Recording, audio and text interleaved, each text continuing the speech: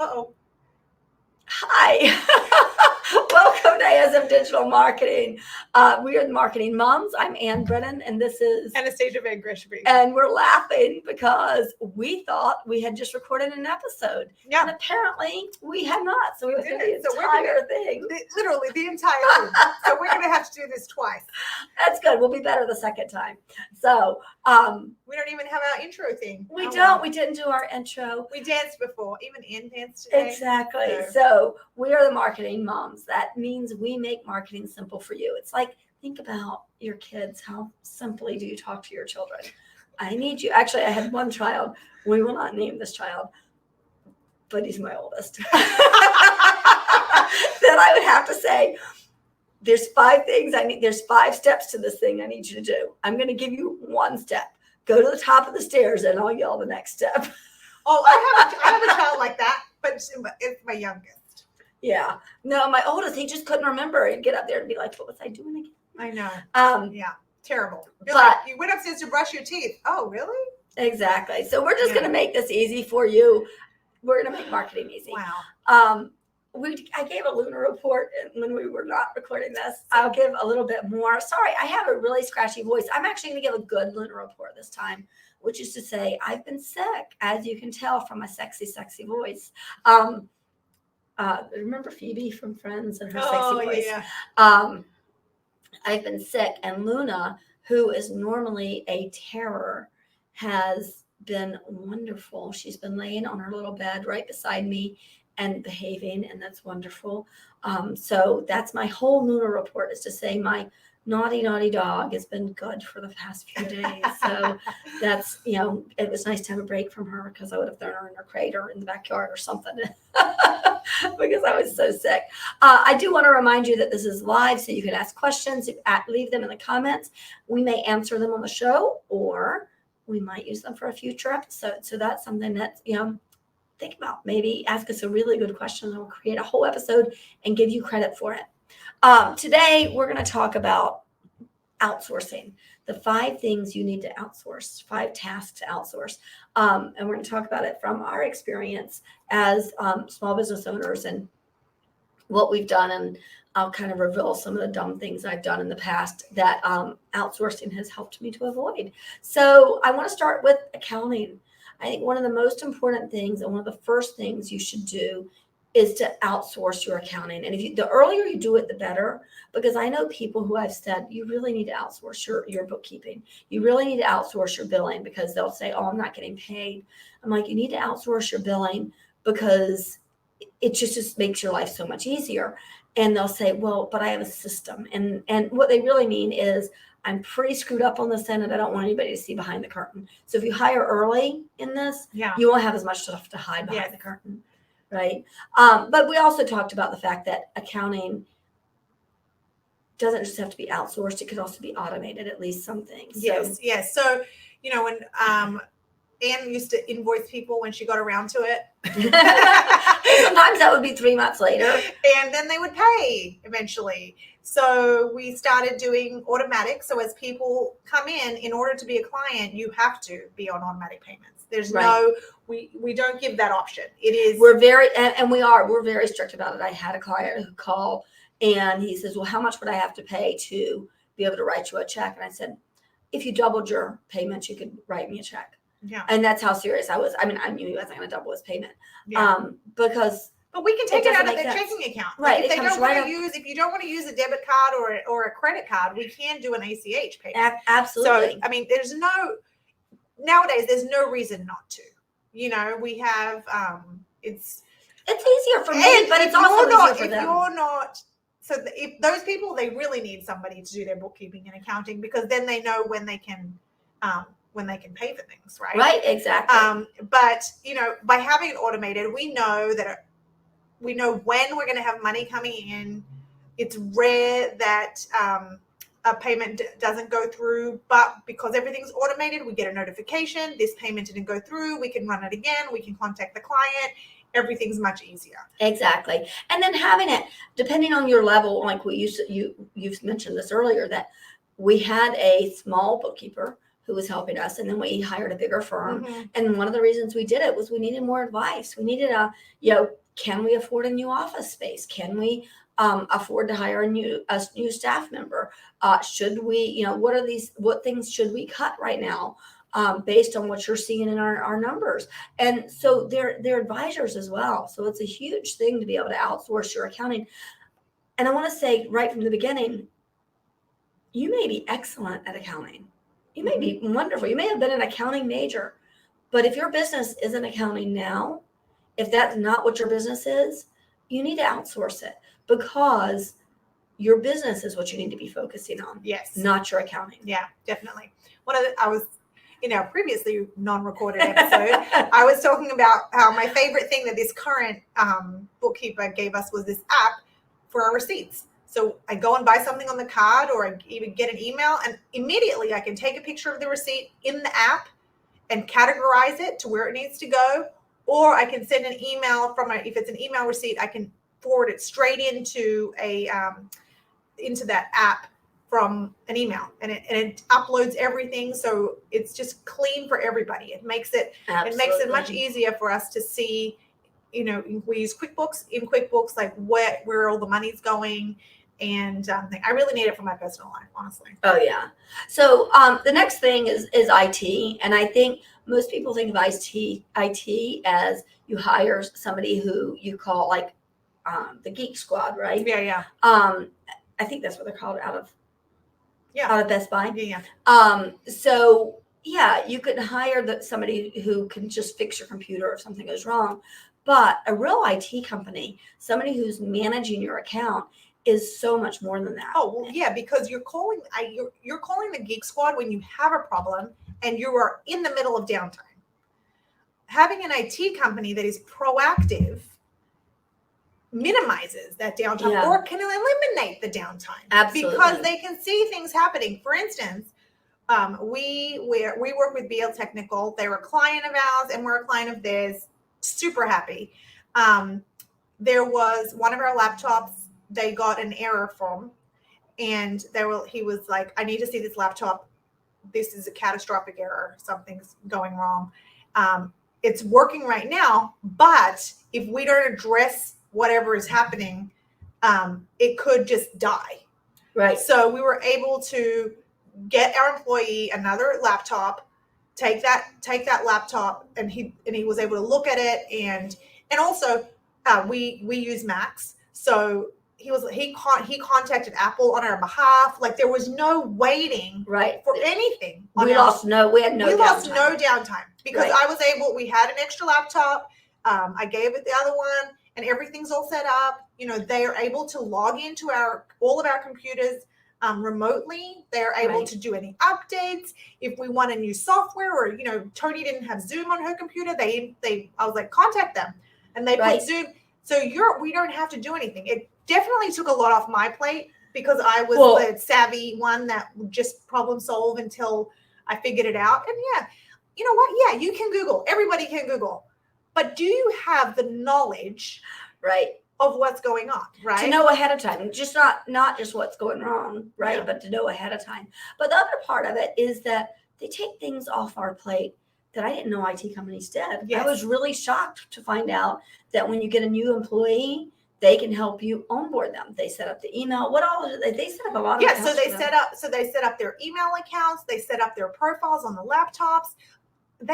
I want the bookmarks to be certain bookmarks, the ones that I know we use all the time, the programs that we're going to all the time, our CRM, our projects, websites that we use to do creation work, all that. So they set all of that up on the new laptop. So the new employee, it's all done. Right. And you don't have to do it. And I don't have to do it. And I don't have to explain to them how to do it.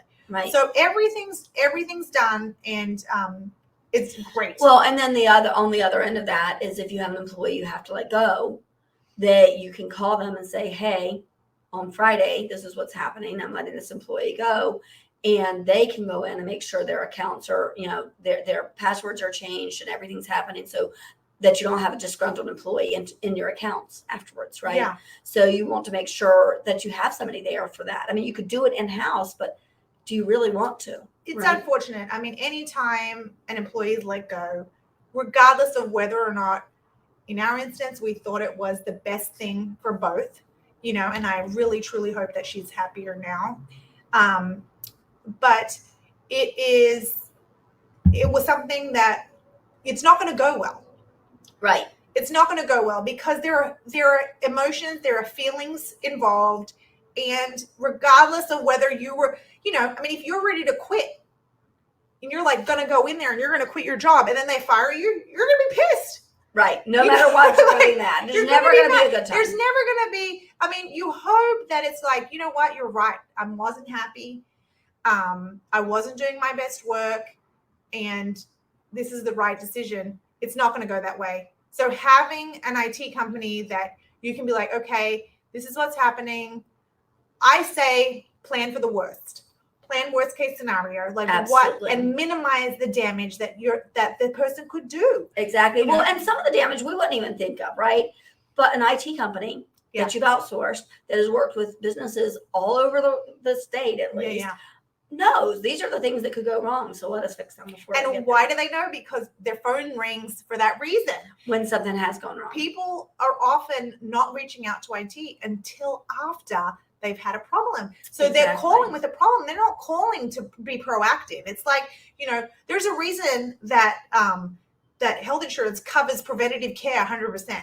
Because when you're doing the preventative care, you're less likely to have the bigger bills later on. And that's the same with IT. You've got to think about that your IT health. Like when you are proactive and you're taking the steps that you need to take to keep your company safe, you're not going to have those big bills and big headaches.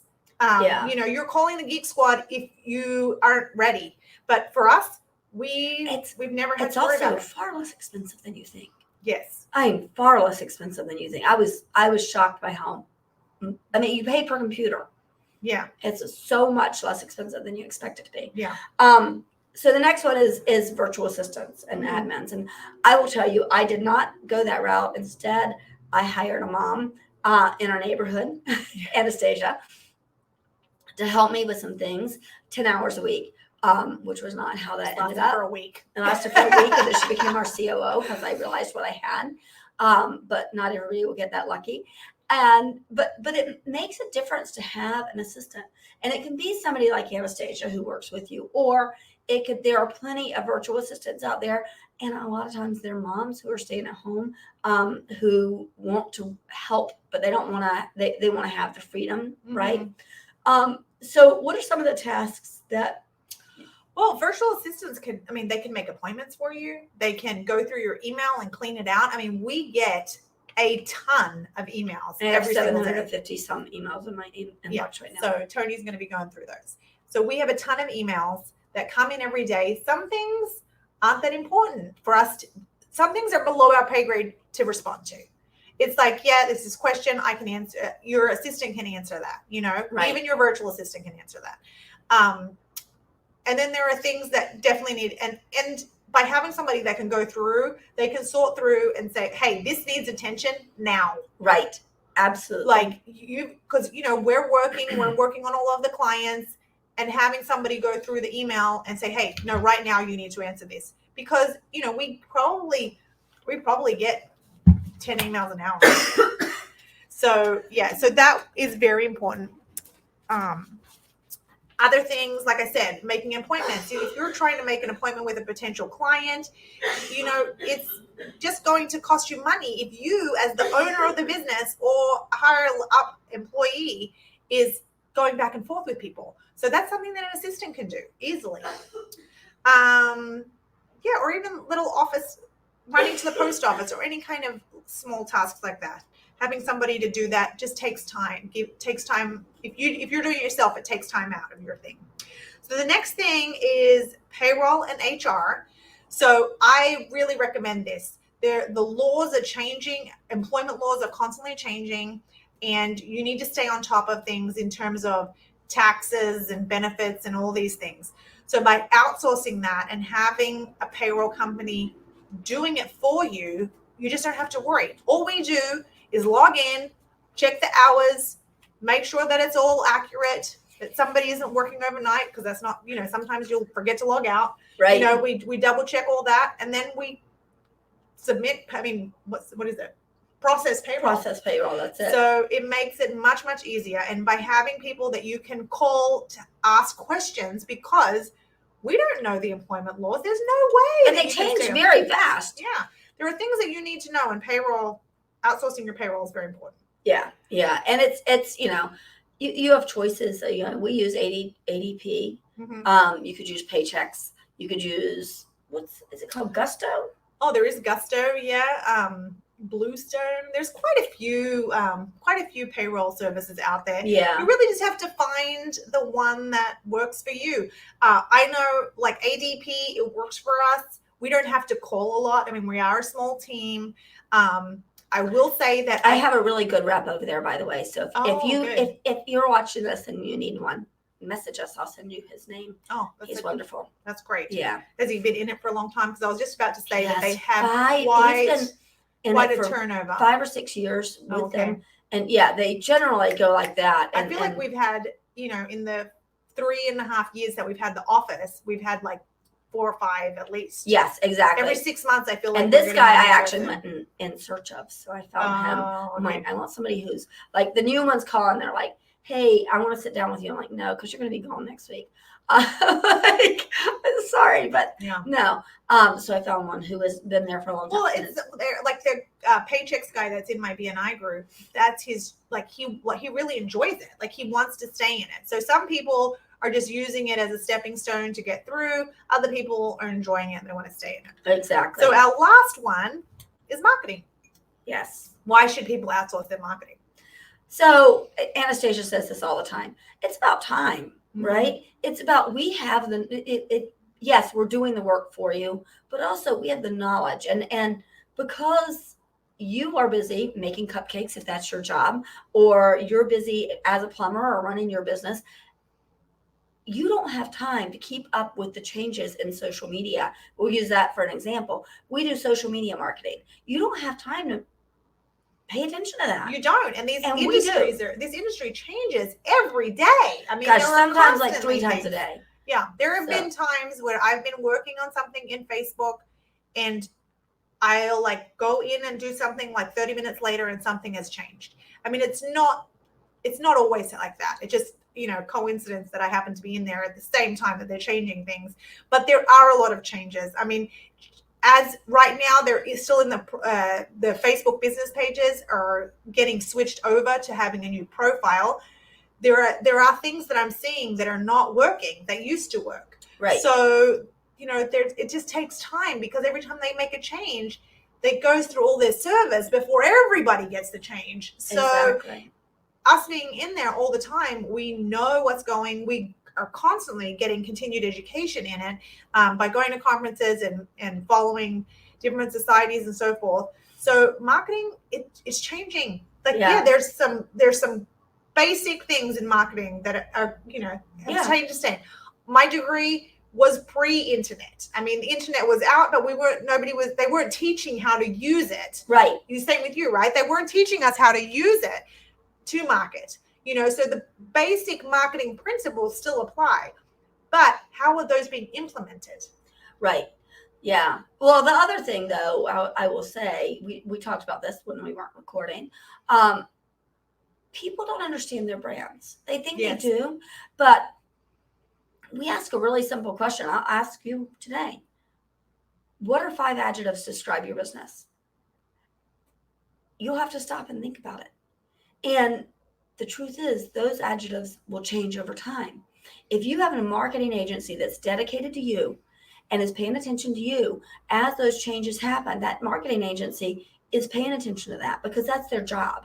Our job is to pay attention to that. We just had it happen, and I can give you a really good example of this, because it's like the shoemaker, his children have no shoes, right? Mm-hmm. I was you assigned me, Anastassia makes the assignments here. She's like, why don't you do the posts for the upcoming, for ASMM why don't you do the post for them this time? And I said, sure, I'll go in there and do it. And so as part of that, I went in and I did what we do for our clients. I looked at the branding sheet and I updated it. And I said, well, one of the things that we're really good at that describes us now is agility. We're agile. We are very, very quick to make changes and see if they work, right? We're very quick to do that. And that's a huge thing that I wasn't using 6 months ago or 2 years ago or whenever. We're using that now. And so we get to know your brand really, really well. And you're not thinking about that. You're thinking about how many cupcakes does Shipley's Choice Elementary School need for their upcoming event. You're making those, right? Yeah. Or how am I going to land that big account down at BWI Airport? That's what you're thinking about. You're not thinking about your brand. And that's what you should be thinking about. You should be thinking about what's going to make you money. What's going to cost you money is by you doing these 5 things that we have said to outsource. By you doing those 5 things, it's costing you money. Outsourcing it, yeah, it's going to cost you money, but it's not going to cost you as much in lost productivity, right? In lost creativity, lost sleep, lost energy. I mean, there's so many things. You can't just think about the money value. Yeah, that's obviously you have to think about those things. But you also need to think about, okay, if I don't have to worry about my marketing because somebody is taking care of that, that's going to give me X number of hours that I can then put into building my business. Let's think about it this way, actually. Let's go back. So right now we've got these. You want to add a 6th one. Go ahead and add the 6th one. Oh, yes, cleaning your office. Cleaning your office. It's a huge deal. And I'll be honest with you, I didn't know it was a huge deal until I came in and Anastassia was cleaning our office. We just moved into our first office and I came in and Anastassia had been cleaning for most of the day. And I was like, oh my God, you're way too valuable to be doing that because I need you to be doing these other things. That's where your value lies. Mm-hmm. And I realized, no, we have to hire a service. And that was a huge, huge difference. Yeah. So let's add that in. If you think about accounting, how many hours a month would you have to spend on accounting to do a job well? To do it well, right? I don't know. I mean, I would say at least a couple of hours a week. Yeah, depending on the size of your business. Right. For us, I think it would be a couple of hours a week. Right. So between 8 and 10 hours a week, right? A month. Yeah. So then IT, same thing, right? Well, yeah, if you're updating everything. If you're doing the thing, so maybe just an hour. Maybe just an hour, but if you have a problem, that could cost you an entire day. Right. Of lost productivity. You're not able to do something else. But if it's say it's an employee's computer, you're pulled away from your job. Your employee can't do theirs because you're using their computer. So that's 2 people lost in a day. Exactly. Admin, oh my gosh, countless, hours. At least an hour a day. At least an hour a day. Yeah. That's so now I've lost count, but that's 8 plus 4 is 12 plus 7 is 19 hours a month. Payroll is that's more than that because it's like 30 something. Oh yeah. Yeah. I mean, so we're like 40 hours for the month already. Right. And we haven't even hit payroll and marketing. Exactly. And marketing, I will tell you, marketing, if you want to do it well, you're going to have to spend at least an hour a day on it for the entire month. And that's at the very minimum. That's if you're only doing the very minimum. If you're trying to do blogs and you're trying to make sure your website's up to date and you're trying to make sure your newsletters are done, it's going to be way more than that. Yeah. It really is. So think about how much time you're spending doing these things that you don't specialize in. Yeah. How much time are you spending doing things you don't specialize in? Don't do that. One thing I would like to say with this is what you need to do if you're going to outsource is you need to find companies that are going to be your marketing department, your IT department. Not that you're like when people come to us, we don't say, oh, welcome to ASMM, welcome to our team. No, we are joining your team. Yes. We are an extension of your team. And I absolutely feel that way with all of the people that we outsource with. They're part of our team. Right. Like I know I can call BL Technical. They're part of our team. They are our marketing department. Yeah, we didn't Outsourced or even not, think when we they're were a moving marketing department. offices. Actually, that was a good thing. When we were moving offices, was huge. Yes. We just called them and said we're moving offices, and they said these are the things we'll do to get you set up. They came in, they looked at what setups we had, and they contacted whoever we needed to contact. They set up our phones. Everything. They came in and did everything for us. Yeah. And because they're our IT department. Right. So that's how you have to think. You need to find people that are going to be your people.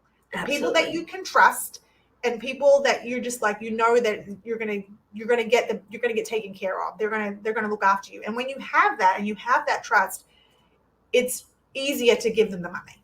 Right. Exactly. So you'll see their value. Yeah. So we'll go through it one more time just so you know. Accounting, IT, virtual assistant, payroll and HR, and marketing. It's really important. And I do want to say, when you look at those hours and you talk about the economy, we keep hearing this, the economy, and you think, I'm going to cut. Well, what happens when you cut those outsourced people out of your business? It means you're going to be doing the work, which means you're not going to have time to go out and do the work for your clients and bring in new clients. And that is those two things are the most important things you do, not to mention managing your employees, right? Yeah. You need to manage your employees, you need to bring in new business, and you need to do the actual work for your clients. So make sure that you're not cutting things thinking you're saving money and you're really costing yourself money because you're not bringing in new business. Or you're losing a whole business, right? Yeah, definitely. So, all right, we do want to remind you that we have a blog. One of the things that's over there right now that I really, really, really like is the user experience on your website and on your newsletters. We had a client who had a really hard time understanding how she was getting hundreds of people on her website every single day, and she was making no sales. And when we looked at the website, we said, what are you selling? Yeah. And that's a problem. If somebody comes to your website and they don't know what you're selling, they can't buy it. Exactly. There's no conversion. If it's not clear, there's no conversion. Right. Right. It'd be like a guitar store having the guitars there and talking about the guitars and how pretty they are with no button for buying it, right? So, so think about your user experience. How many times do people have to click before they can buy something? How far into your website do they have to go before they can do that? So go read that article. Or just understand you, right? So if your website is to educate, or you're selling a service, or you're not actually selling a product that somebody can click buy now on, does your website explain exactly what you do? Right. Like if somebody goes to that first page, because that's where they're going to spend their time for the most part, you've got to grab them there so that they can go to the other pages and find out information. So what does that user experience look like? And the best way, read the blog. I'm not going to tell you. Yeah, read the blog. It's really good.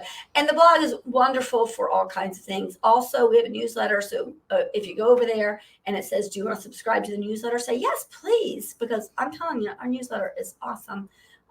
It really is. I'm very, very proud of our newsletter. Thank you so much for being here today. We really appreciate it. Do you have anything to say before we go? No. So I think this is a very important episode. I will say that it's very important. I think that you need to think about how you can enjoy what you're doing. Yes. And I think that when you can outsource things that don't help you, you will enjoy your job more. You will enjoy being a business owner and running a company a lot more when you can be like, I'm not doing the IT. Right. I'm not doing the marketing. Yeah, exactly. It's gonna take something off your shoulders, and going to work isn't gonna be this dreading. Yeah, absolutely. All right. Thank you so much for tuning in. We'll see you next week. Bye-bye. Bye-bye.